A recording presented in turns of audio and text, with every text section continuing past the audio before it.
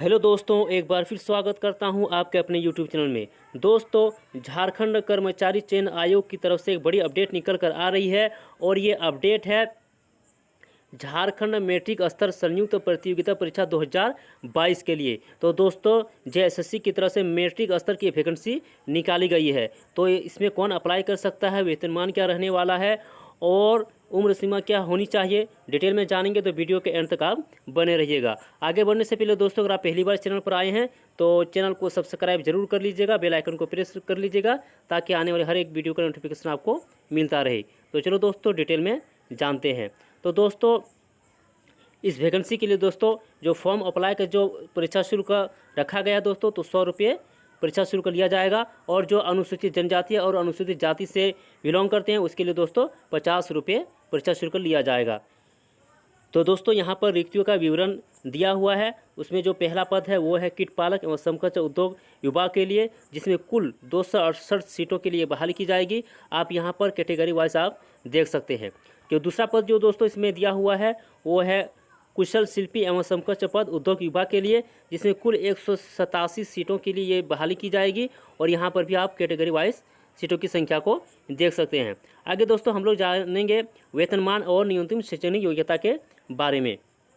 तो दोस्तों, यहाँ पर कीट पालक एवं समकक्ष उद्योग विभाग के लिए जो वेतनमान रखा गया है वो दोस्तों पे मैट्रिक से लेवल 1 और 18,000 से लेकर दोस्तों 56,900 रुपये तक रखा गया है। शैक्षणिक योग्यता की बात करते हैं तो दोस्तों, तो झारखंड राज्य में अवस्थित मान्यता प्राप्त शैक्षणिक संस्था से न्यूनतम मैट्रिक 10वीं कक्षा एवं झारखंड रेशम तकनीकी विकास संस्था चाईबासा से 1 वर्ष certificate course in sericulture, silk weaving, silk dyeing, printing उत्तीर्ण अथवा 2 वर्ष इंटर व्यावसायिक कोर्स सेरिकल्चर टेक्सटाइल्स उत्तीर्ण होनी चाहिए। आगे दोस्तों हम लोग बात करते हैं कुशल शिल्पी एवं समकक्ष पद उद्योग विभाग के लिए। तो इसके लिए दोस्तों जो वेतनमान रखा गया है तो वो पे मैट्रिक्स लेवल 2 है। और इसमें दोस्तों जो सैलरी दी जाएगी वो 19,900 से लेकर दोस्तों 63,200 तक सैलरी दी जाएगी। शैक्षणिक योग्यता की बात करते हैं तो दोस्तों इसमें झारखंड राज्य में अवस्थित मान्यता प्राप्त शैक्षणिक संस्था से न्यूनतम मैट्रिक या 10वीं कक्षा के साथ हस्तशिल्प में 1 वर्ष का सर्टिफिकेट कोर्स एवं हस्तशिल्प क्षेत्र में ख्याति प्राप्त संस्था से 2 वर्ष का कार्य अनुभव होनी चाहिए। तो दोस्तों ये शैक्षणिक योग्यता के बारे में दिया हुआ। आगे दोस्तों देखते हैं इसमें क्या और मांगा गया है। तो दोस्तों यहाँ पर दिया गया है कि उपर्युक्त अनिवार्य योग्यता के अतिरिक्त अभ्यर्थियों को मैट्रिक, ठीक है दोस्तों, मैट्रिक यानी 10वीं कक्षा झारखंड राज्य में अवस्थित मान्यता प्राप्त शैक्षणिक संस्था से उत्तीर्ण होना अनिवार्य होगा तथा अभ्यर्थियों को स्थानीय रीति रिवाज, भाषा एवं परिवेश का ज्ञान होना अनिवार्य होगा। यानी दोस्तों अगर जिसने झारखंड से मैट्रिक पास किया दोस्तों वही यहाँ पर अप्लाई कर सकते हैं। आगे दोस्तों हम लोग जानेंगे उम्र सीमा के बारे में। तो दोस्तों न्यूनतम उम्र सीमा 18 वर्ष से होनी चाहिए और अधिकतम उम्र सीमा की बात करते हैं तो अनारक्षित एवं आर्थिक रूप से कमजोर वर्ग के लिए दोस्तों 35 वर्ष होनी चाहिए। अत्यंत पिछड़ा वर्ग EBC 1 और EBC 2 पुरुष के लिए दोस्तों 37 वर्ष होनी चाहिए। इसी तरह महिला के लिए यानी अनारक्षित आर्थिक रूप से कमजोर वर्ग, अत्यंत पिछड़ा वर्ग यानी अनुसूचित EBC 1 और EBC 2 महिला के लिए दोस्तों 38 वर्ष होनी चाहिए। इसी तरह दोस्तों जो अनुसूचित जनजाति और अनुसूचित जाति पुरुष एवं महिला दोनों के लिए दोस्तों 40 वर्ष होनी चाहिए। यहाँ पर हम लोग बात करेंगे दोस्तों आरक्षण का दावा करने वाले अभ्यर्थियों हेतु स्थानीय निवासी प्रमाण पत्र के बारे में।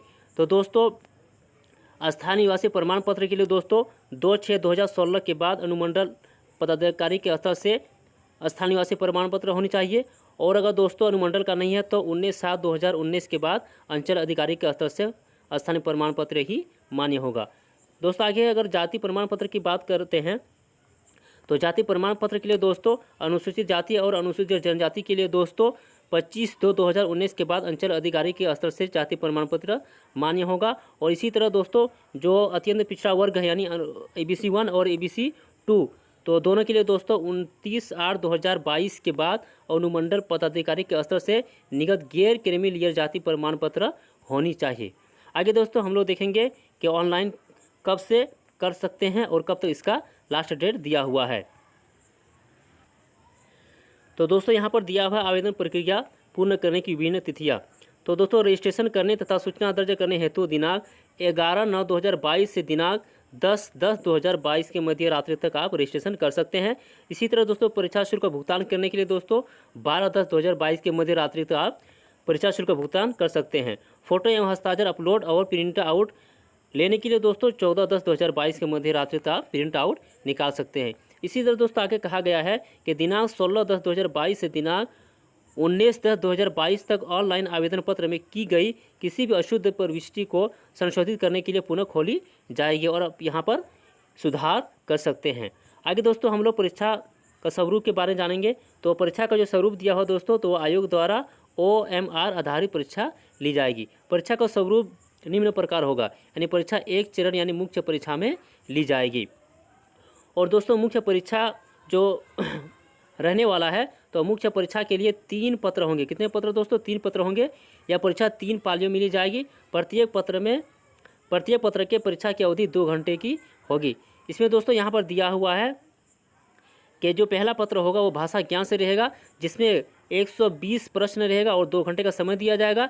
इसमें दोस्तों जो पूछा जाएगा वो हिंदी भाषा ज्ञान से 80 प्रश्न और अंग्रेजी भाषा ज्ञान से 40 प्रश्न पूछा जाएगा। इसमें दोस्तों 30% आपको अंक लाना अनिवार्य है।